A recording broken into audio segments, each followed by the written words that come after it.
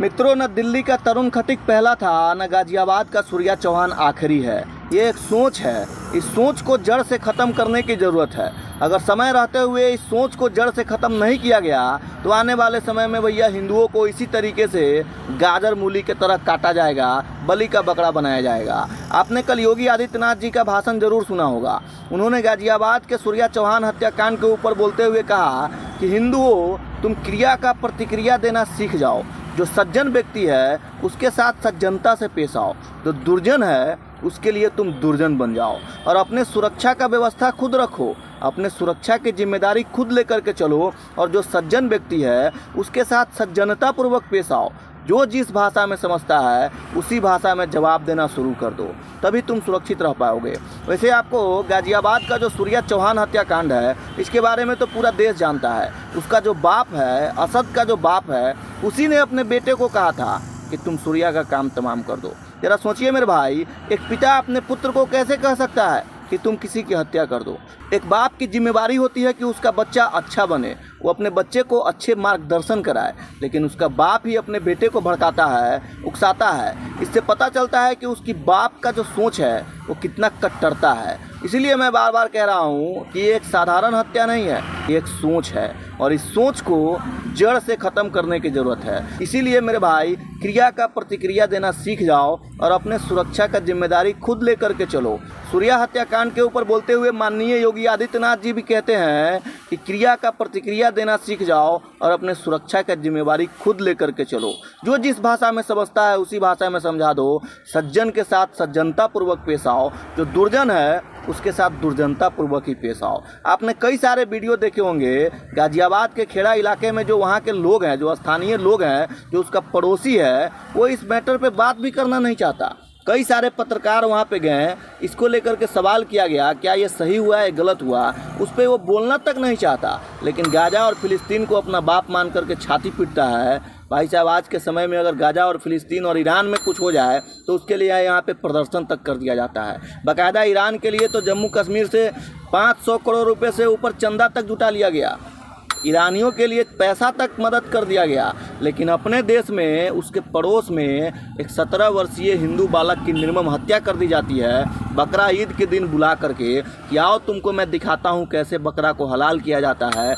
ये बात बोल करके उस बच्चे के इतने चाकू मारे जाते हैं जिससे मौके पे ही मौत हो जाती है। इस सवाल पूछने पे भी वहाँ का जो लोकल स्थानीय जो मुसलमान है, जो उसका पड़ोसी है, इस बात के ऊपर बोलने से डरता है। इस बात के ऊपर वो बोलना तक नहीं चाहता। ये सही हुआ या गलत हुआ, वहाँ पे सैकड़ों पत्रकार जा कर के वहाँ के स्थानीय लोगों से इस पे बात करने की कोशिश कर रहे हैं, लेकिन कोई बोलना तक नहीं चाहता। इसीलिए मैं कहता हूँ मेरे भाई कि समय रहते हुए एक हो जाओ। भाषा, क्षेत्र, जाति से ऊपर उठ करके समय रहते हुए एक हो जाओ, अन्यथा आने वाले समय में इसी तरीके से गाजर मूली की तरह काट दिए जाओगे, बलि का बकरा बना दिए जाओगे। कल माननीय योगी आदित्यनाथ जी ने भी सूर्या चौहान हत्याकांड के ऊपर बोलते हुए क्लियर मैसेज दे दिया।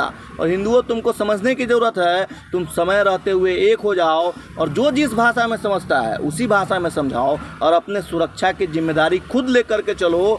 सज्जन के साथ सज्जनता से पेश आओ। जो दुर्जन है, जो जिस भाषा में समझता है उसी भाषा में समझा दो, तभी जी पाओगे। अन्यथा भैया, जाति, भाषा और क्षेत्र के नाम पे बढ़ते रहोगे तो इसी तरीके से गाजर मूली की तरह करते रहोगे। इसीलिए मैंने पहले ही कहा, न दिल्ली का तरुण खटीक पहला था, न गाजियाबाद का सूर्या चौहान आखिरी है। इसीलिए मैं बार बार कहता हूँ मेरे भाई कि जाति, भाषा और क्षेत्र से ऊपर उठ करके संगठित हो जाओ, एक हो जाओ। अन्यथा आने वाले समय में आपके बच्चों को भी इसी तरीके से गाजर मूली की तरह काट दिया जाएगा और बलि का बकरा बना दिया जाएगा।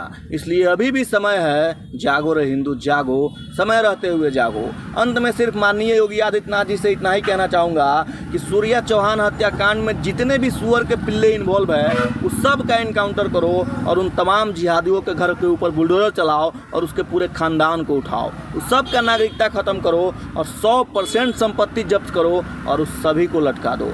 जितने भी जिहादी सुअर के पिल्ले सूर्या हत्याकांड में इन्वॉल्व है, संलिप्त है, उस सब का एनकाउंटर करो और उसके पूरे खानदान को उठाओ। सभी का नागरिकता खत्म करो, 100% संपत्ति सीज करो, घर पे बुलडोजर चलाओ और एक एक करके सबको लटका दो। आपको पता होगा कि चाइना जैसे देश में इस तरीके के जघन्य अपराध नहीं होते हैं। चाइना जैसे देश में चाइना तेरे टुकड़े होंगे के नारे नहीं लगते हैं। चाइना जैसे देश में कोई भी अलगाववादी वहाँ पे पैदा नहीं होता है, क्योंकि वहाँ पे कानून का खौफ है और वहाँ पे अपराधियों में डर का माहौल है। क्योंकि वहाँ पे कोई एक व्यक्ति अगर इस तरीके का जघन्य अपराध करता है तो उसके पूरे डीएनए को उठा लिया जाता है, पूरे डीएनए को उठा करके ठीक किया जाता है। इसीलिए चाइना जैसे देश में इस तरीके के जघन्य अपराध नहीं होते हैं। चाइना ने सबसे पहले जनसंख्या नियंत्रण कानून बनाया, उन्होंने अपने जनसंख्या को कंट्रोल किया, उसके बाद अपराध ऑटोमेटिक ख़त्म हो गया। तो चाइना से बहुत कुछ सीखना चाहिए। और आज के समय में हम कहते हैं कि चाइना हमसे आगे चला गया, तो उसके नियम कानून, उसके कायदे कानून को भी हमको फॉलो करना चाहिए। इसलिए मैं भारत सरकार और तमाम राज्य सरकार से कहना चाहूँगा कि आप सबसे पहले जनसंख्या नियंत्रण कानून लाइए और इस तरीके के जघन्य अपराध करने वाले के तमाम खानदान को उठाओ, उसके डीएनए को उठाओ, उसके घर पे बुलडोजर चलाओ, उसका नागरिकता ख़त्म करो, 100% संपत्ति जब्त करो और एक एक को लटका दो। तभी आने वाले भविष्य में भैया इस तरीके के अपराध करने से पहले कोई भी अपराधी, कोई भी आरोपी 100 बार सोचेगा। और हिंदुओं, आपके लिए बस इतना ही कहना चाहूँगा कि समय रहते हुए जाति, भाषा और क्षेत्र से ऊपर उठ करके संगठित हो जाओ, एक हो जाओ, अन्यथा आने वाले समय में भैया आपको भी इसी तरीके से गाजर मूली की तरह काट दिया जाएगा, बलि का बकरा बना दिया जाएगा। आप ये सोचते होंगे कि हम तो सुरक्षित है, लेकिन आप तो सुरक्षित रह लोगे, लेकिन आने वाले भविष्य में जो आपका आल औलाद होगा उसकी सुरक्षा के लिए आज से ही एकत्रित हो जाओ, संगठित हो जाओ। क्योंकि हमारे पूर्वजों ने 200 साल बाद तक के सोच कर रखा था, इसीलिए आज हम लोग सुरक्षित है। तो आपकी भी जिम्मेवारी बनती है कि अपने आने वाले पीढ़ियों के लिए आज से ही एकत्रित हो जाओ, संगठित हो जाओ, वरना आने वाले समय में भैया इसी तरीके से गाजर मूली की तरह काट दिए जाओगे, बलि का बकरा बना दिए जाओगे। इसलिए एक हो जाओ और क्रिया का प्रतिक्रिया देना सीख जाओ। जो जिस भाषा में समझता है उसी भाषा में समझा दो। जय श्री राम।